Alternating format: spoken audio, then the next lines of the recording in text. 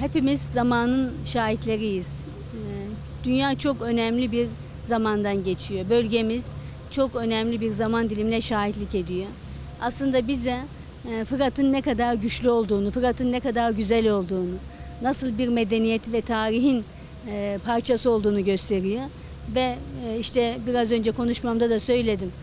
Hakikaten büyük bir kahramanlık hikayesi şu anda yazılıyor. Hem sınırımızın güvenliği hem mültecilerimizin dönüşüyle ilgili güvenlik koridoru oluşuyor Mehmetçik tarafından.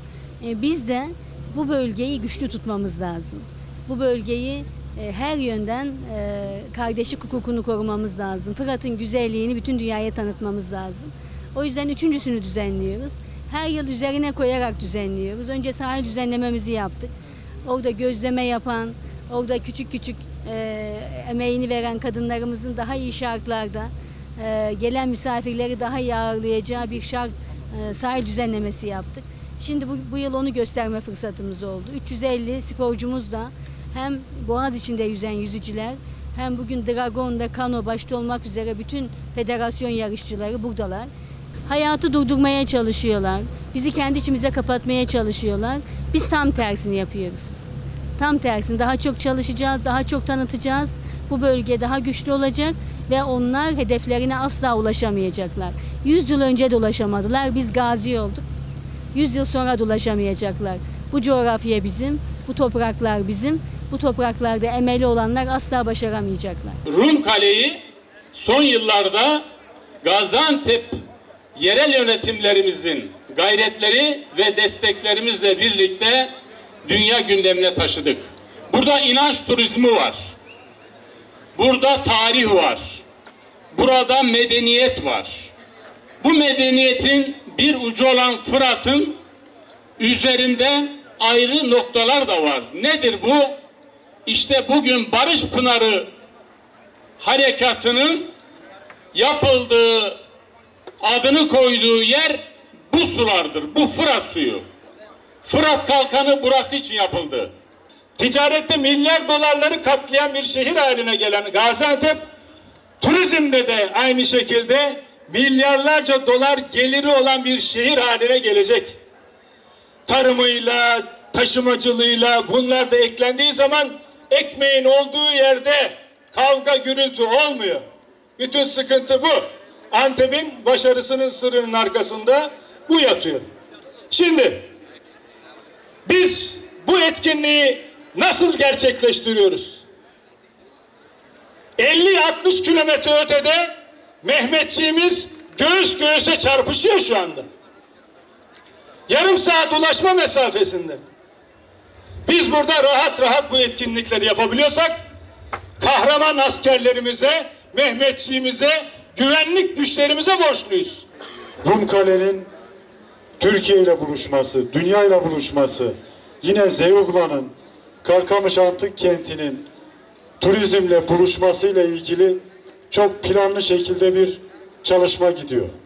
Her geçen gün Rumkale'deki bu güzelliklerin üzerine yenileri ekleniyor. Fatma Şahin Başkanımız anlattı.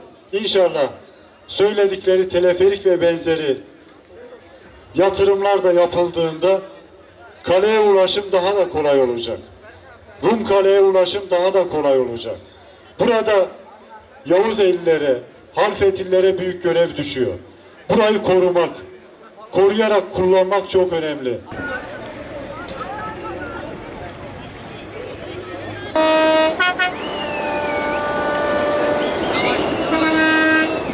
Beş, dört, üç, iki, bir, başla. Müthiş heyecan başlıyor. İşte Fırat'ın muhteşem suları. Teşekkür ederiz efendim.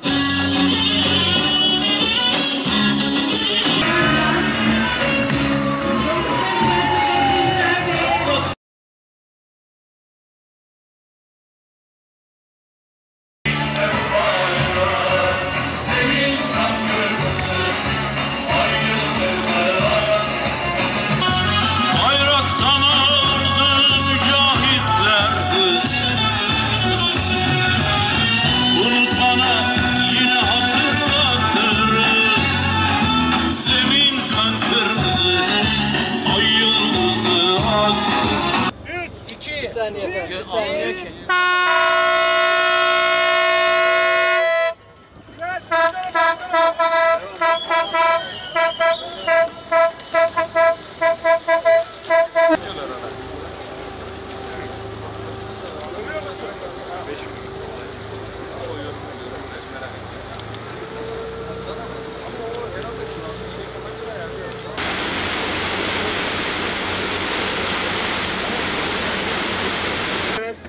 Üç, iki, bir.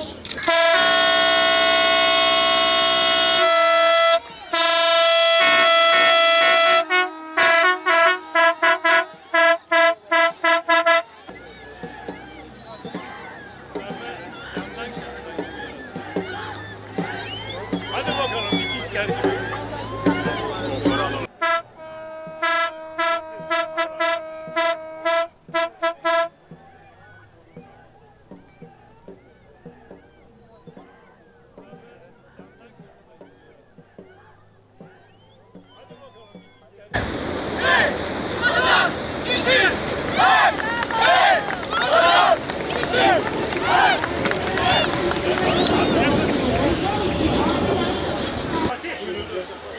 Evet, üçüncümüz Ömer Faruk Baysoy.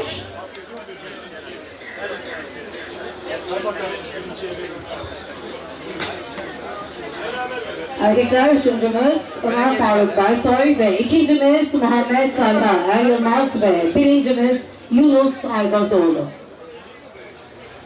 Evet, bir tarafta yine bir flyboard gösterisi ve flyboard gösterisinde de yine bir şampiyon. 2015 dünya üçüncüsü flyboard, dünya üçüncüsü.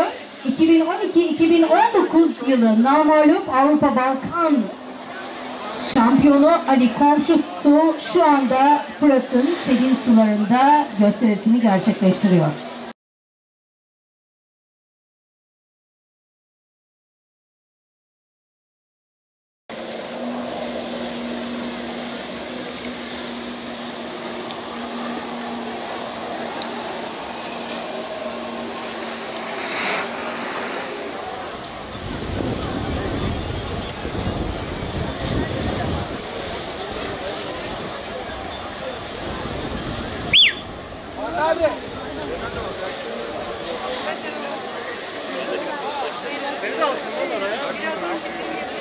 Arkadaşlar sayende çok güzel, çok memnunuz. Her şey için çok teşekkür ederiz. Evet. Sizin ben var ya gerçekten felaket bir hayran. Sağ oldu bitti öyle. Tayyip Erdoğan. Hoş geldiniz. Hoş geldiniz.